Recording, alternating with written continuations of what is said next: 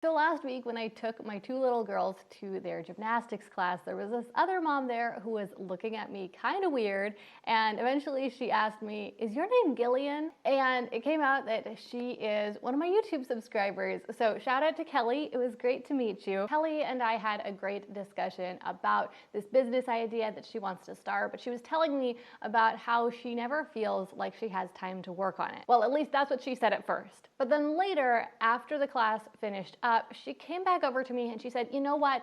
That's not actually it. The real problem is that it always just seems like things are happening too fast. Like I have an idea, but then before I even get a chance to turn it into a business, I see somebody else already did. Like somebody else is always having my ideas before me or taking action on them before me." Now, when Kelly said this, I could totally relate to it because this actually happens all the time to me. I'm quite an idea person. I'm always coming up with new ideas for businesses or products or services that my business could offer.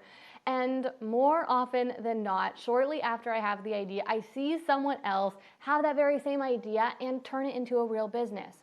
Or sometimes it kind of happens the other way, where I start to see like this new trend that's happening. So then I think, oh, maybe I should jump on that trend. But before I get the chance to, it just seems like so many people have jumped on that trend that there's no more space in the market. Like it's become too competitive before I even got the chance. Now, there's two reasons I want to point that out. One is so that you don't feel like you're alone in this struggle. You know, everyone experiences this. But the other reason is because once you realize that everyone experiences this, then that begs the question, in that case, what separates the people who become successful from everyone else? Well, there are two different components of this. One of them is mental. It's all about your mindset. The other one is tactical and practical and what to actually do to solve this problem in the market. And in this video, I'm going to talk about how to deal with both of these sides of the issue so that you can start finally taking action, that you can run with one of your ideas, and you can turn it into a success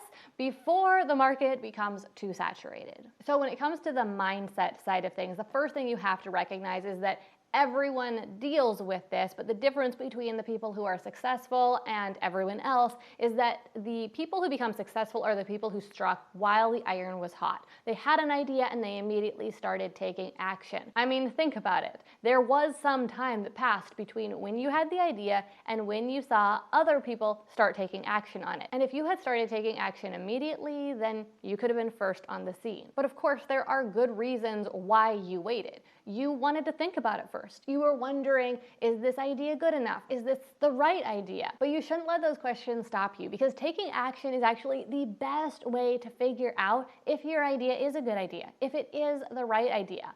And what's more, if you start taking action today, then you are going to make way more progress towards finding a good idea than if you don't take action, right? If you take action, even if it's on the wrong idea, after a few months, you can figure that out. You can move on to the next idea.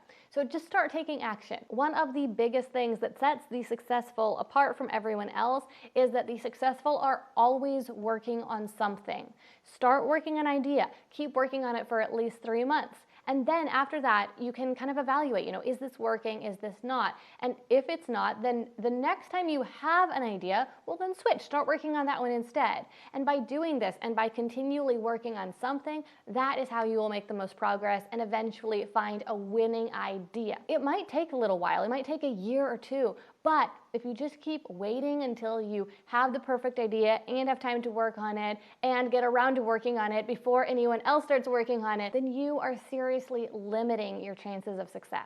So now that we've talked about the mindset side of things, let's move on to talking about the tactical, practical, like how do you deal with the fact that other people are jumping on these ideas before you? Well, first of all, you have to realize that it is 100% okay for there to be more than one brand selling the exact same product. I mean, think about shampoo, for example. You walk down this shampoo aisle at Target and there are hundreds of brands selling shampoo. They're all selling nearly the same product, designed for the same outcome, to clean your hair, with just small nuance of difference. This is normal in the marketplace. You see it in almost every industry. Dozens of brands selling almost exactly the same product. So if you have an idea for a business, but before you get around to starting it, you see someone else start a similar business, or 2 people start similar businesses, or 10 people start similar businesses.